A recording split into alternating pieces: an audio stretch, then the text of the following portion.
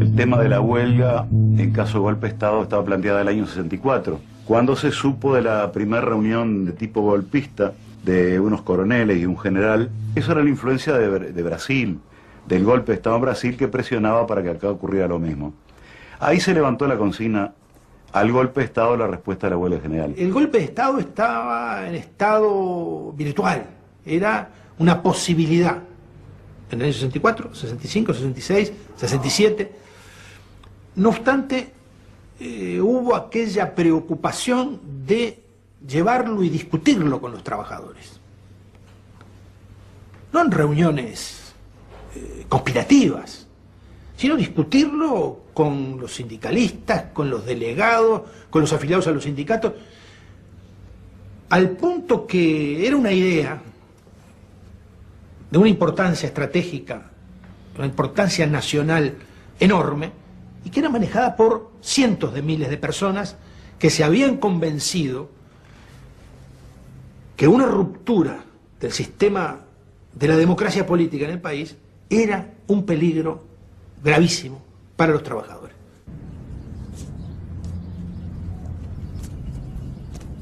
Yo soy fotógrafo y se me planteaba, bueno, si ocupo, no podré registrar lo que realmente estaba ocurriendo, que estaba ocurriendo en las calles, en las fábricas. Esta es la primera foto que yo saqué cuando el golpe, que es en la estación de ómnibus, ¿eh? Ahí está la gente ocupando y con su frazada por arriba, un frío terrible. De manera que cuando se produce el golpe militar el 27 de junio, inmediatamente se reúne en esa misma madrugada el secretariado ejecutivo de la CNT y pone en práctica la resolución. La reunión se hace, sí, efectivamente, en la Federación del Vidrio. Había un grupo de compañeros, yo no recuerdo exactamente, he tratado de memorizar los nombres de los compañeros. Estaba el conjunto de representantes de los sindicatos que integraban el secretario de la CNT. En realidad lo único que se estaba esperando es la confirmación del decreto de disolución de las cámaras y poner en marcha la resolución de huelga a través de una declaración que se aprueba en esa noche y se imprime y se hace llegar a los sindicatos. Esa noche comenzaron a venir en forma espaciada, ¿no? Feliz Día, que venía regularmente a jugar al MU al 3-7 acá, junto con nosotros y con otros viejos compañeros, sino los demás compañeros venían en forma espaciada. Acá debo acotar que contábamos con 6 autos para toda la tarea organizativa, que atendían a distintos compañeros, Pepe de Lía, Gerardo Cuesta, el Ruso Turiansky, el Feliz Díaz, y luego, bueno, a los demás compañeros por la vía de otros vehículos volantes, ¿no?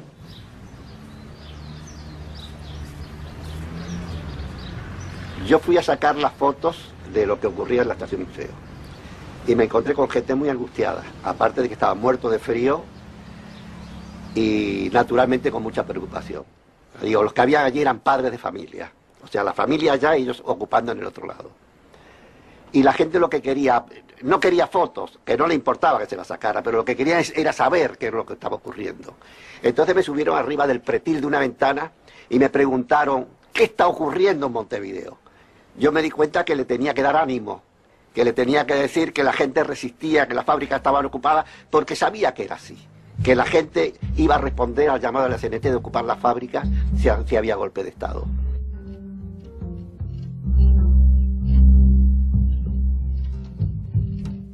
El sindicato FUNSA el turno de la mañana, el turno de la noche ya estaba dentro, y el turno de la mañana cuando llega se hace una asamblea y se decide en ese momento ocupar la planta industrial, ¿verdad? Porque ese era lo que teníamos decidido, enfrentar, seguir al pie de la letra las resoluciones que tenía la central. Y para nosotros ya no había más instancia. Es el hecho final, brutal, de que en el país se había instalado una dictadura.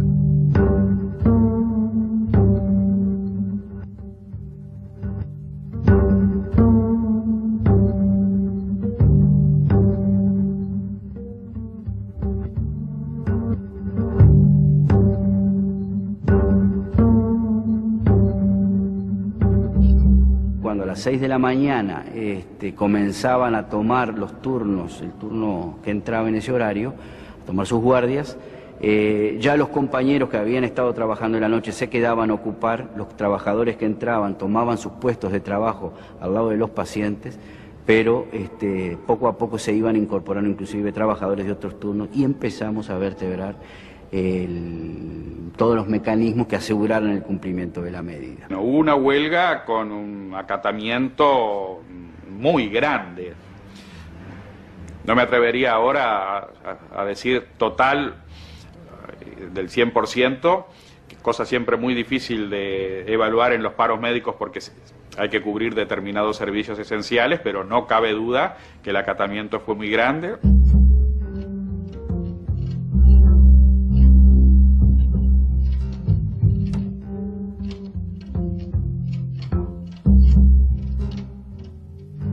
En todos los lugares donde había empresas de la bebida se ocupó. Solamente no se hizo así en empresas chicas, empresas de bodegas o licoreros, donde no se entendió necesario hacerlo, sino que era importante, también lo decíamos, concentrar números importantes de trabajadores en las fábricas más grandes y lograr con eso posibilidades de movilización en las circunstancias que fuera requerido. Como fotógrafo de prensa, era fotógrafo, pero también era un militante.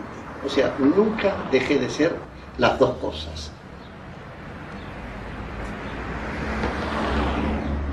Yo era un fotógrafo más bien de calle, de batalla, y algunas veces hasta sacaba alguna foto linda. El fotógrafo, por regla general, tiene que ir donde están los hechos. Entonces, yo lo tenía muy claro. O sea, la historia estaba pasando en un montón de decenas o centenares de fábricas. Tú agarrabas la calle Veracierdo, eran todas fábricas textiles, ocupadas por centenares de trabajadores y trabajadoras. Entonces, la cosa era registrar esos hechos. Todo eso hubo que hacerlo a escondidas, sobre todo afuera, porque te estaba jugando, no la vida, pero te estaba jugando que te sacaran el rollo, que tiene mucha importancia, si no, yo lo entendí, siempre lo entendí así. O sea, la importancia que tiene la foto y no rifarla.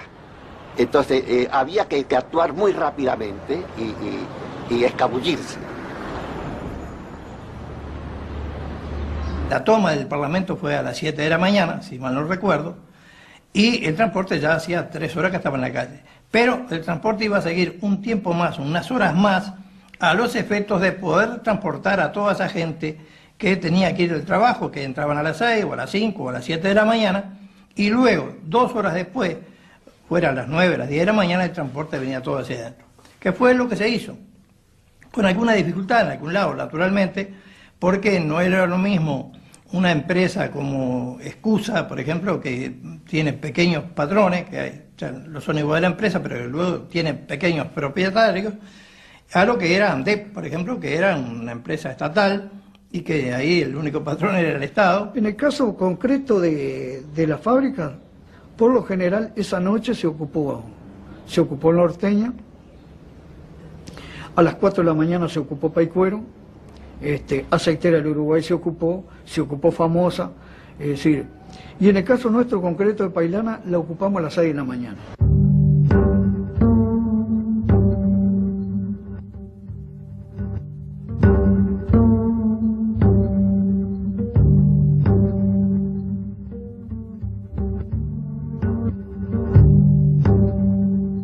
Teníamos rollos y teníamos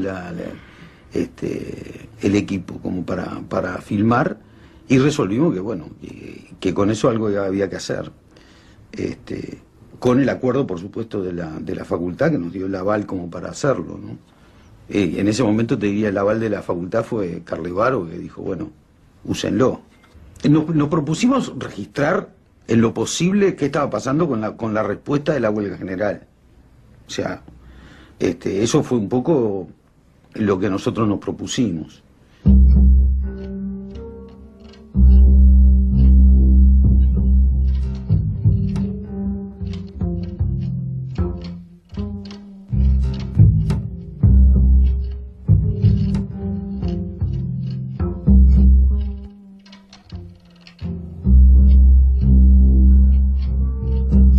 En la mañana del 27 de junio se hizo un acto de la Federación de Estudiantes en el Paraninfo de la Universidad de la República, y desde allí se comenzaron a instrumentar las ocupaciones de los distintos centros universitarios, en fin, dispersos en Montevideo, en diferentes zonas y ámbitos de influencia de la ciudad de Montevideo.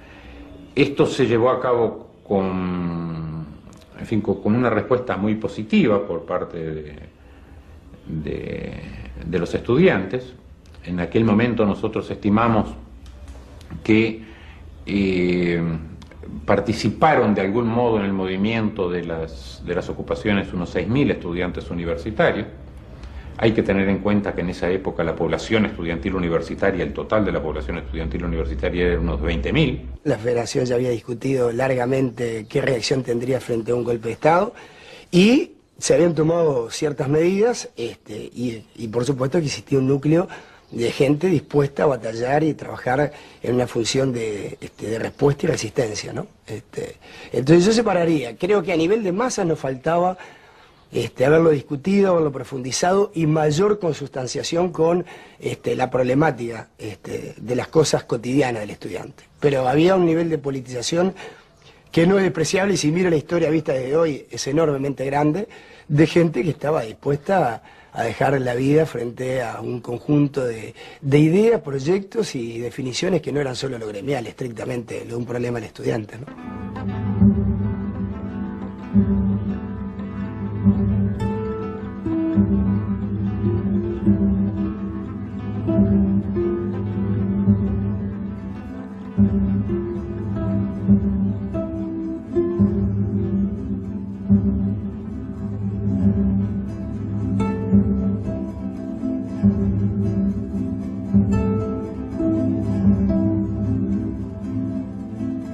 Quería conversar sobre el tema del conflicto y ofrecía naturalmente garantías para la delegación que la CNT eventualmente pudiera designar.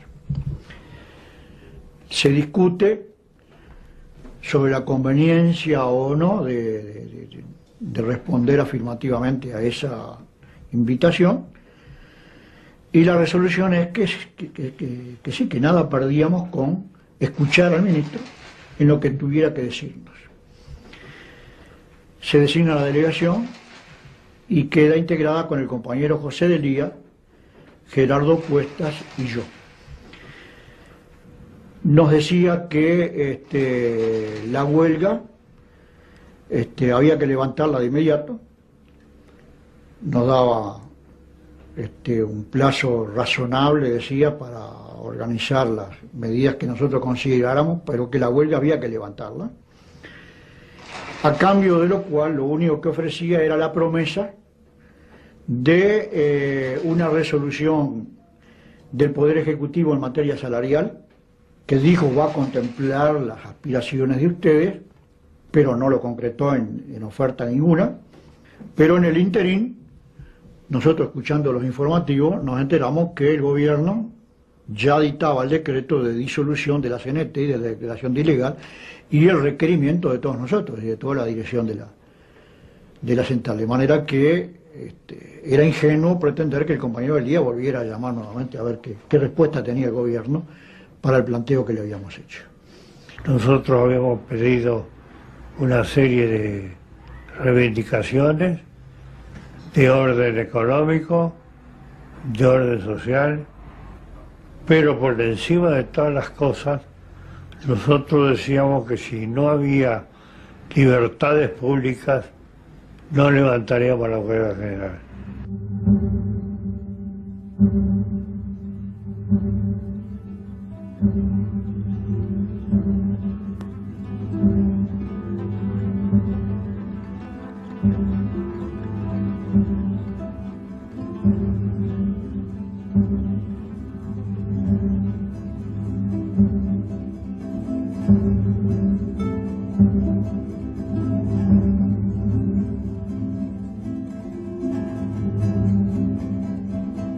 No conozco un lugar donde hayan ido a trabajar ese día y haya sido necesario ir a decirles, bueno, hay que cumplir con la...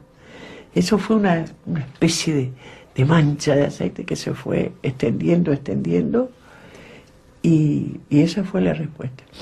Y ocupadas las fábricas, por supuesto, la gente se organizó, los compañeros se organizaron, se organizaron desde el punto de vista de cómo debiera de mantenerse el local, la fábrica, el edificio, la maquinaria.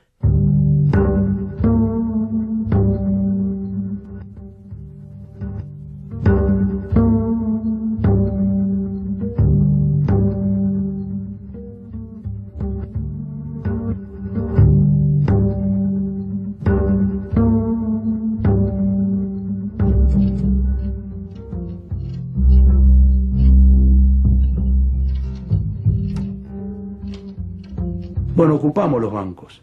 Hubo mucha represión en los bancos oficiales y no hubo mucha represión en los bancos privados, porque en los bancos oficiales la represión venía desde la propia dirección de los bancos. Ya a esa altura en los bancos oficiales había representaciones, directores de las Fuerzas Armadas, entonces había ya montado un aparato de represión. No ocurría así en los bancos privados. Por lo tanto, el seguimiento fue mucho mayor en los bancos privados que en los bancos oficiales. Pero en todos lados cumplimos con la huelga hasta el último día, no sin dificultades, ojo.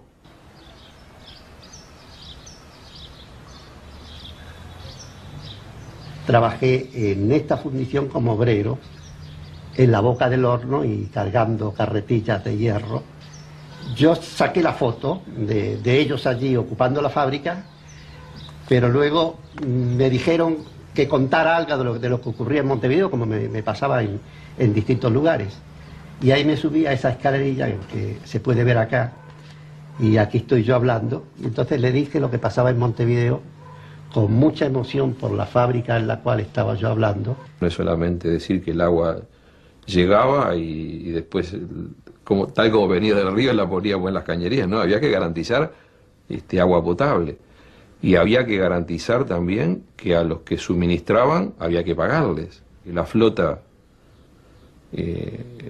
no toda, pero gran parte, la dejábamos fuera del lugar de trabajo para garantizar también el desplazamiento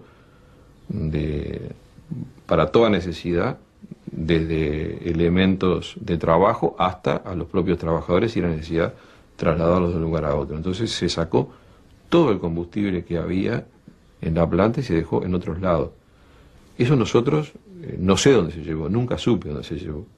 Eso había gente que, trabajó mucha gente en esto. Por eso a mí me parece importante dar a conocer estas cosas, porque no fueron 3 o 4 dirigentes en cada lugar que garantizaron estas cosas. Fue mucha gente que trabajó y que comprometió sus propios hogares.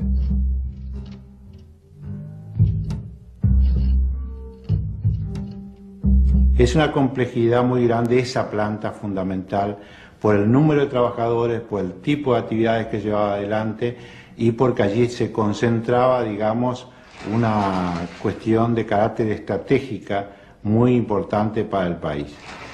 La participación de los trabajadores fue muy amplia. Yo creo que más del 90% de la gente estuvo participando. Si no recuerdo mal, estos 8 de octubre, donde hacían colas para surtirse. Ahí tienen que la gente de a pie empujaban sus autos hasta llegar y allí pues, les daban o le vendían unos litros de nafta y alguna gente iba con recipientes, con tachos, para llevarse lo que podían. Digo, eso fue durante 15 días, algo que uno dice, qué fuerza tiene la clase obrera organizada.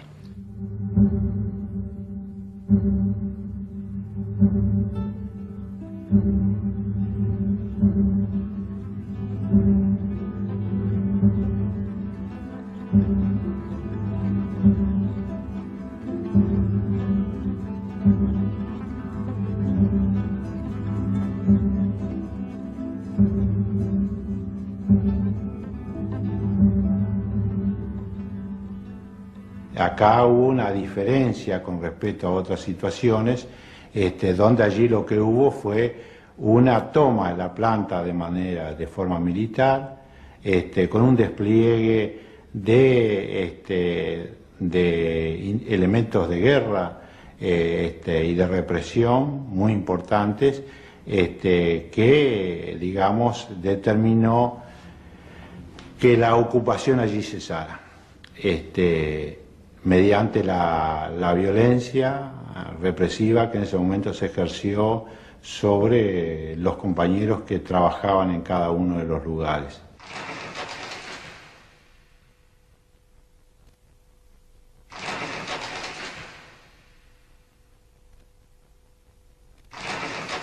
Me había hecho una copia grande de la foto esa con la llama apagada.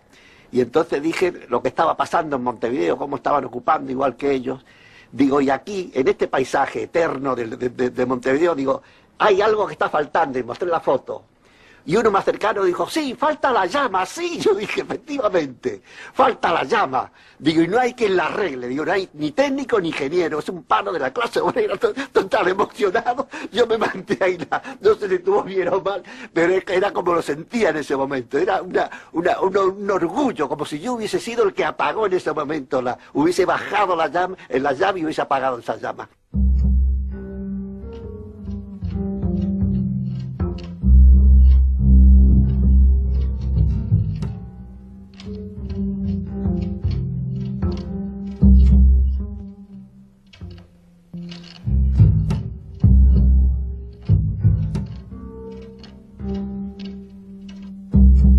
Nosotros debemos decir que las 2 desocupaciones que hubo, el 73 en Funza, hubo 2 desocupaciones, la gente rondó en 1000 y tantos de compañeros que estaban dentro de la fábrica.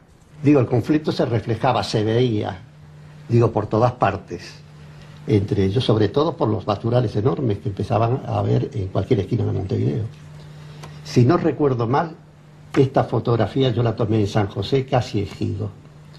Eran basurales enormes, donde la gente le prendía fuego para poder un poco eliminar el mal olor y las moscas y 1000 cosas que produce la acumulación de basura. Y eso era un país, o sea, fue una cosa normal y natural verlo en esos 15 días de conflictos.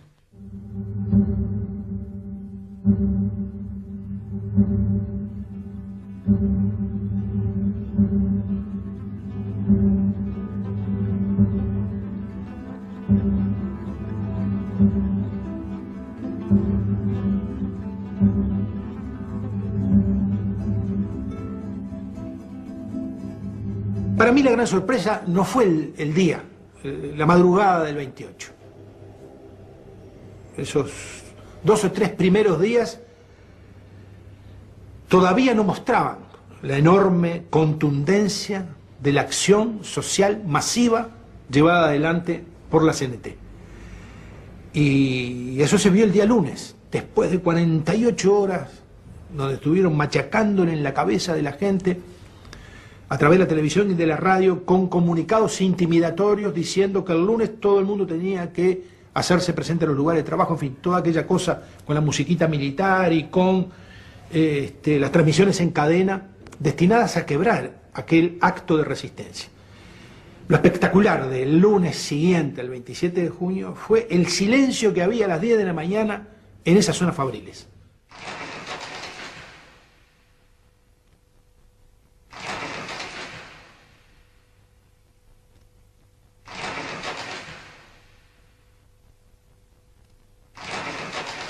Con el decreto del 4 de julio que establecía el despido en la actividad privada sin indemnización y el despido sin sumario en la administración pública, ya se resolvió pasar a ir a los lugares de trabajo, antes no se iba, ir a los lugares de trabajo y prácticamente pasar a brazos caídos. Esto duró varios días, no se aguantó naturalmente los 15 días, pues se empezó después con el trabajo a desgano, lo mínimo posible.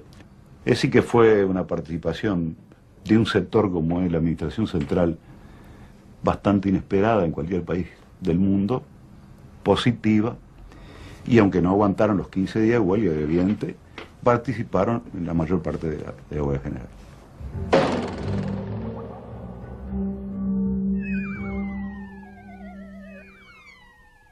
Claro, la gente ocupando la fábrica estaba un poco aislada del contexto, si no sabía si a su alrededor eso seguía, si no seguía, tenía solamente enfrente de ellos la estructura militar que los desalojaba o no los desalojaba, ¿no? Pero reclamaba mucho y había mucha necesidad de trasladar información de lo que estaba pasando en cada lugar, ¿no? Y no siempre pudimos cumplir con esa tarea, era muy difícil, porque además requería estructuras propagandísticas de elaboración y de distribución que superaban bastante las posibilidades reales con las que nos manejábamos en aquellos días, ¿no? Aquellos que nos estaban ocupando recorrían el barrio. No era la ciudad vieja de hoy, era una ciudad vieja llena de baratillos y de almacenes y de pequeños supermercaditos y de puestos de verdura.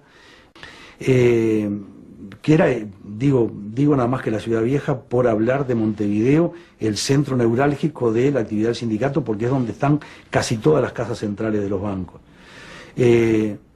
Otro tanto ocurría noticias que teníamos nosotros de algunos lugares del interior. Yo no tenía noticias de todos los lugares, pero en particular los grandes centros industriales como eran Salto, Paysandú, como era el caso de Maldonado. Yo tuve noticias de Durazno, tuve noticias de Colonia, tuve noticias de Soriano, todas buenas. El cumplimiento de la huelga por parte del gremio fue muy adecuado. Surgieron unos problemas en el transporte, por ejemplo, originarios incluso, ¿no? Pero también en lugares donde la gente tenía grandes dificultades incluso para abastecerse de alimentos y de cosas para subsistir en esas condiciones, ¿no? Así que fue una patriada dura, ¿no? La que significó mantener durante todo este tiempo la huelga general con la ocupación de los lugares de trabajo. Y la reocupación en el caso de ser desalojados y en el momento que se pudiera, ¿no? El transporte ocupaba un rol fundamental para ellos, porque era el que ponía en movimiento todo eso. Y esas calles inundadas de ómnibus es una cosa, y esas calles con la gente caminando sin ómnibus es otra. Una parte importante de los patrones del CUSA sacaron los coches a la calle. Eso no lo podíamos impedir nosotros, porque inclusive ellos estaban protegidos por la policía y por los militares para sacar los coches. Había 800 coches y nosotros podemos asegurar de que en toda la huelga más del 50% del coche no estuvieron en la calle. Pero lamentablemente no pudimos jugar el papel que jugaron de repente otros gremios, porque en las fábricas de ellos, si bien a veces lo desalojaban algunos gremios más ocupativos, luego venían a trabajar y nuevamente volvían a ocupar, que fue lo que nosotros no pudimos hacer en el transporte, o sea, empezar y luego nuevamente volver a ocupar.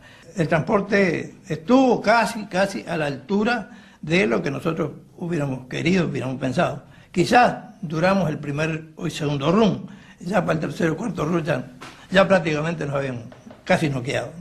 Había allí acciones para frenar determinado tipo de transporte, cuestión que nos costó a algunos presos, ya que de la misma manera que nosotros buscábamos esa situación, los sectores represivos también estaban allí alertas para frenar alguna situación de este carácter. Tuvimos compañeros entonces que en aquel momento caen presos y se les lleva, por poner Miguelito, a diferentes comisarías e incluso algunos a la cárcel de Punta Carreta.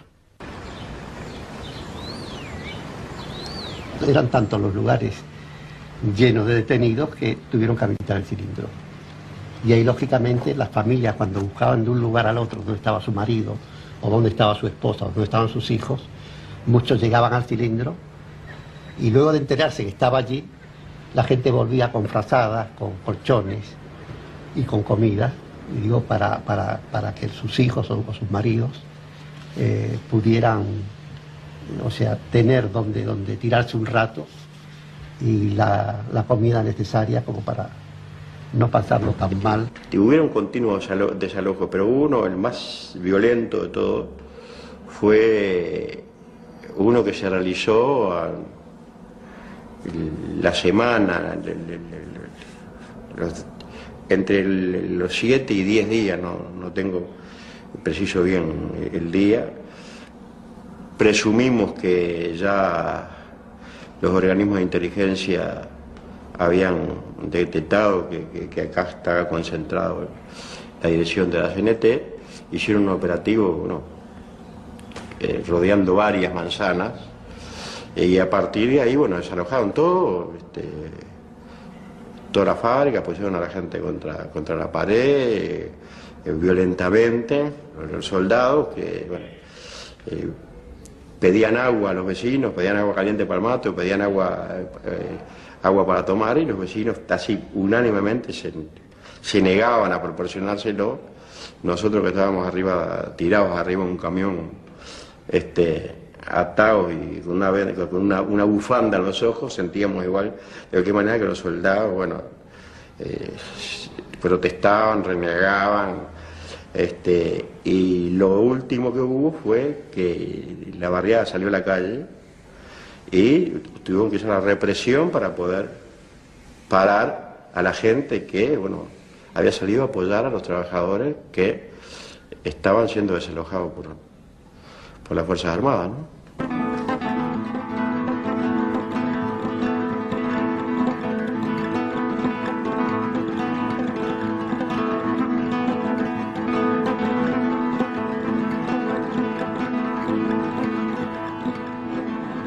Nosotros habíamos resuelto ya que no íbamos a resistir las desocupaciones porque en definitiva no estábamos en condiciones de resistir. En el caso nuestro hicimos la desocupación y era una represión tremenda, digamos toda la avenida Salta rodeado de soldados del ejército escondidos atrás de las palmeras apuntando con sus respectivas ametralladoras, porque claro, desalojamos una fábrica y era un pueblo que se venía a ese desalojo de la fábrica. Y eso era lo que entusiasmaba. Cuando se desalojó Pailana, prácticamente todo lo que era la esquina de Pailana y media cuadra a la redonda, era gente. Era gente, yo no sé, pero yo en aquel momento no sé calcular, pero yo para mí había 2.000 o 3.000 personas, pero había fácil ahí. Y en principio se aceptó conversar con las Fuerzas Armadas, pero a través de 3 sindicatos, de CONAPROLE, de OCE y de la construcción. Y mantuvimos en ese sentido 2 entrevistas con Cristi, Julio García de CONAPROLE, Torres del Zunca y yo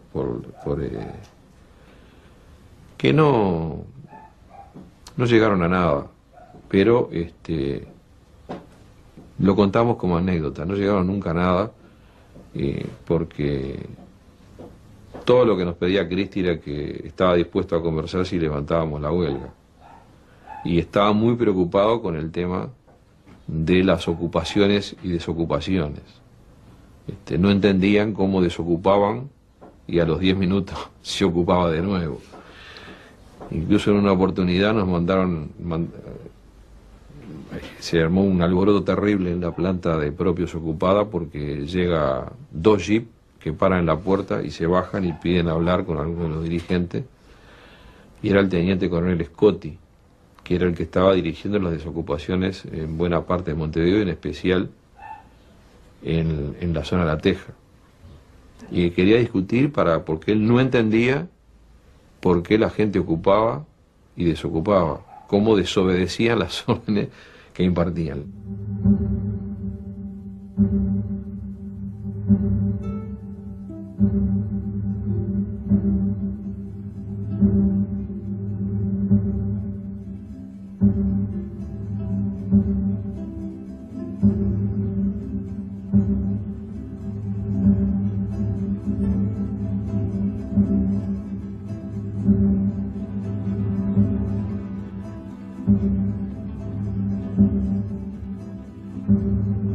Dos hechos fundamentales protagonizados en la universidad.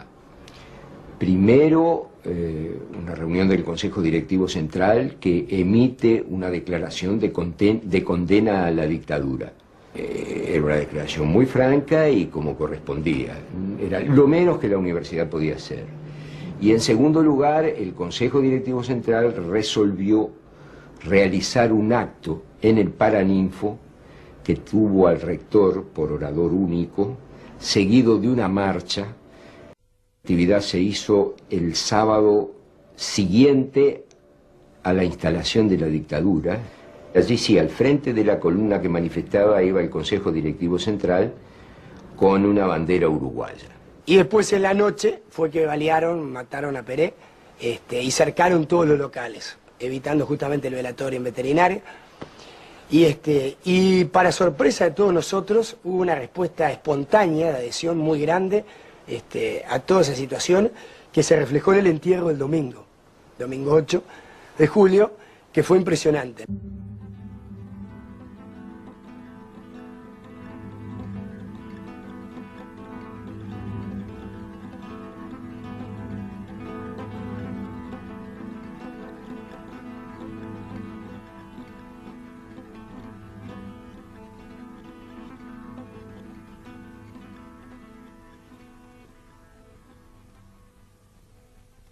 El contenido del discurso en el sepelio de Ramón Peré, obviamente no lo recuerdo en detalle. Sí tengo presente la atmósfera, que era de mucho dolor, de mucha indignación, hasta por las circunstancias en las que se produjo la muerte de Ramón Peré. El tratar de transmitir, ¿no?, la idea de que en la lucha por los objetivos que teníamos planteado, necesariamente íbamos a tener que aprender a convivir con esas cosas, ¿no? Íbamos a tener que aprender a convivir con el dolor, ¿no? Íbamos a tener que aprender a convivir con la indignación, íbamos a tener que aprender a convivir con el miedo, que esa era nuestra circunstancia, pero que valía la pena.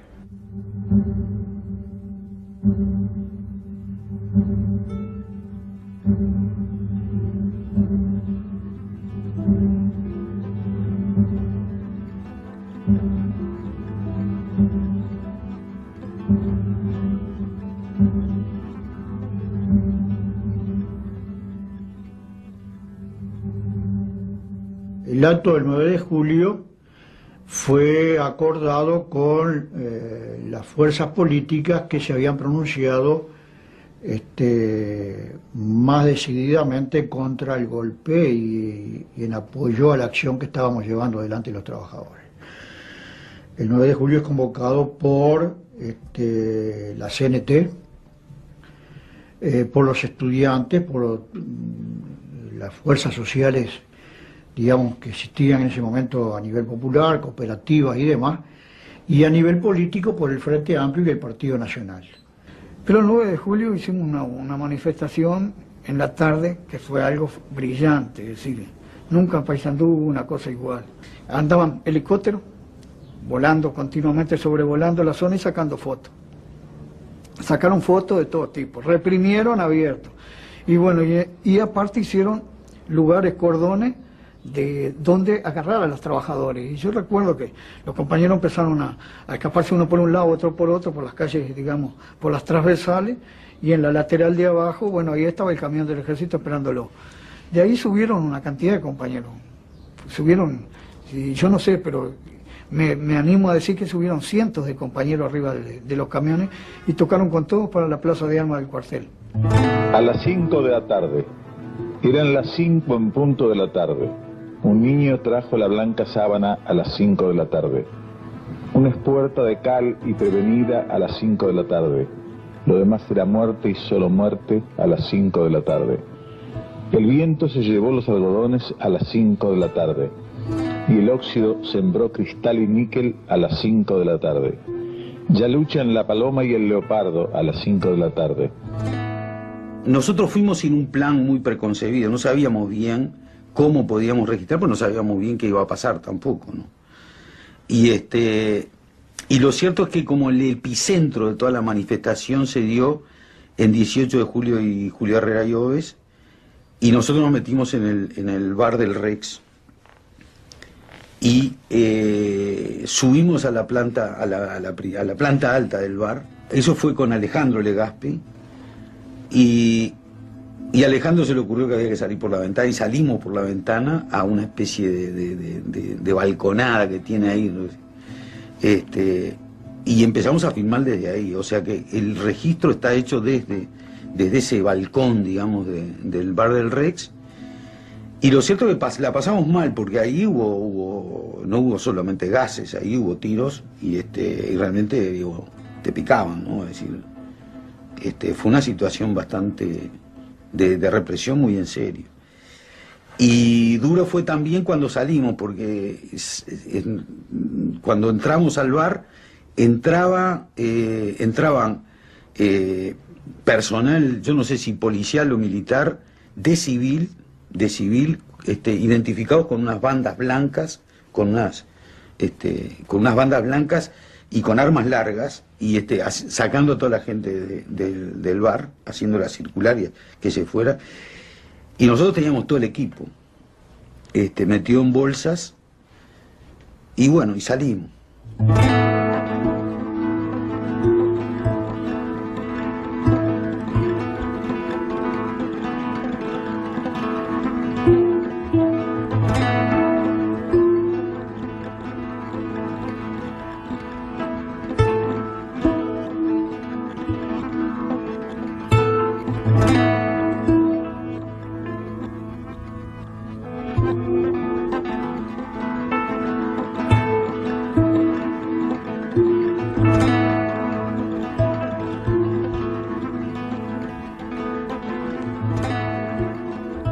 Desde todos los edificios, balconeras, gente en la calle, ancianas, viejos, jóvenes, niños.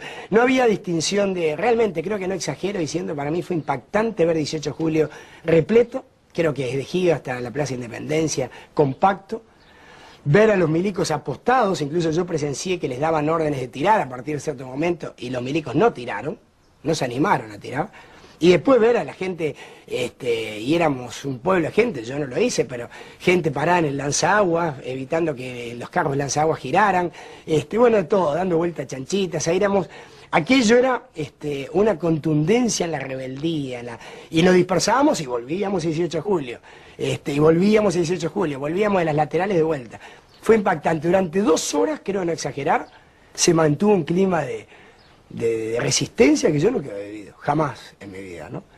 Hasta que después, me acuerdo como si fuera hoy, empezaron a venir, creo que eran tanques, no sé si eran, o algo así, carros de ataque, que venían por Agraciada.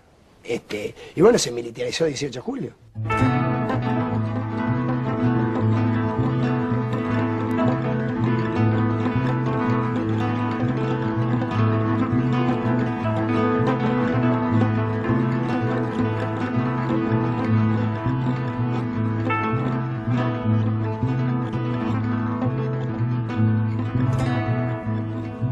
los veía más negruzcos que nunca, como esa cosa parda, casi tenebrosa, disparando, y la gente con una valentía enorme, sin saber si le estaban tirando de verdad o no, si estaban tirando al aire o al cuerpo, la gente les gritaba que tiranos temblar, y tiranos temblar, y viva la libertad. O sea, una cosa realmente fue emocionante.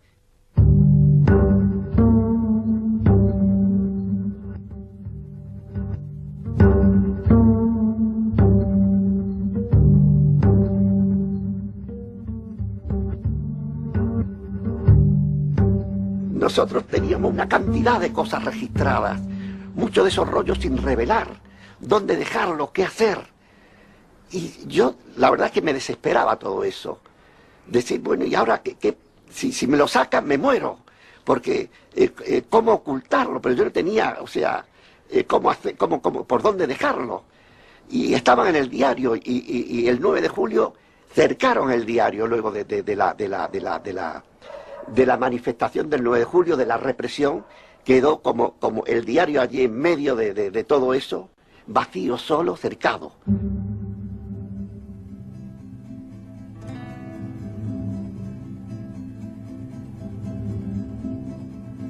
Porque me sentía padre de muchas de esas criaturas que eran los negativos, que había que salvar por lo pronto.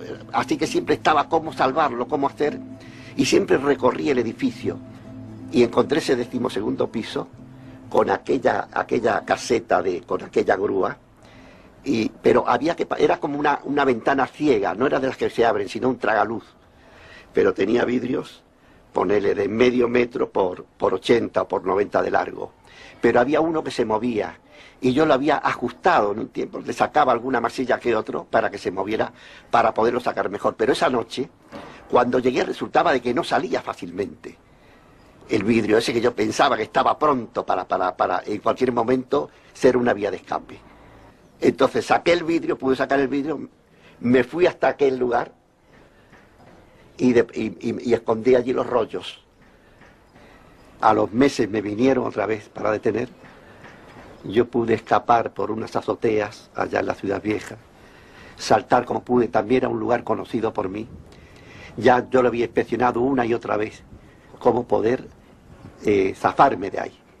Y estaba en la calle Colón, de la calle Colón me fui para otro lado, y ahí fue donde, hablando con una compañera que yo tenía contacto, surgió lo del refugio, o sea, lo del asilo político, y fui a parar a la Embajada de México.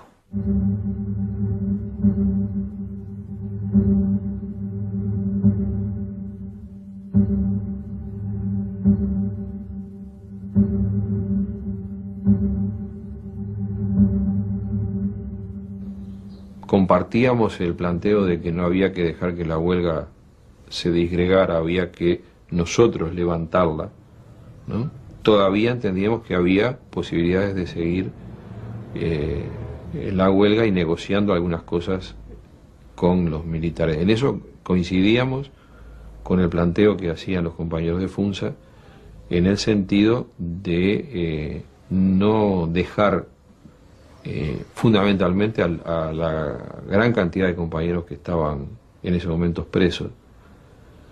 Fundamentalmente en el Cilindro había un grupo muy grande de militantes presos, desguarnecidos de toda cosa, porque levantamos la huelga y el movimiento sindical como tal pasaba a otra etapa, que no sabemos bien cuál era, porque realmente la clandestinidad no la teníamos preparada. Se me encomendó por los compañeros reunirme en asamblea con los textiles de la zona Aguada y la Federación de la Bebida. Y hicimos una asamblea, nos reunimos en la cervecería allí en Agraciada y Jujuy, creo que no sé por ahí. Y yo fui a leer ese informe, el informe de la CNT, donde la CNT le comunicaba a los trabajadores los fundamentos por los cuales se levantaba la huelga, qué sé yo. Y yo lo que recuerdo así nítidamente es que la resistencia de los compañeros a aceptar eso. Lo aceptaron por disciplina, pero eso sí, contrariamente a otras cosas que se ve que mi memoria interesadamente prefirió no registrarla eso, porque como yo siempre puse más, a lo mejor más emotividad que racionalidad en mi militancia, a lo mejor es por eso, que no me puedo olvidar de esa asamblea, donde los compañeros con los puños cerrados me decían, no, negra, no levanten la huelga, no la levanto yo, compañero, la levanta la CNT. Una gran resistencia. Fue muy pesado. Yo tenía la sensación que pasada la manifestación del 9 de julio, si no había otra cosa, no tenía alternativa a la huelga. Es decir, que seguir con la huelga iba a significar un desgaste progresivo del movimiento sindical y muchas dificultades para retomar la lucha contra la dictadura en otros planos y con otras condiciones. De manera que a mí, por lo menos, me resultaba claro que a esa altura del 10, 12 de julio, había que examinar ya concretamente el levantamiento de la huelga a través de una resolución que indicara, bueno, la continuidad de la lucha contra la dictadura en otro nivel, en otras condiciones, con otra estrategia, ¿no?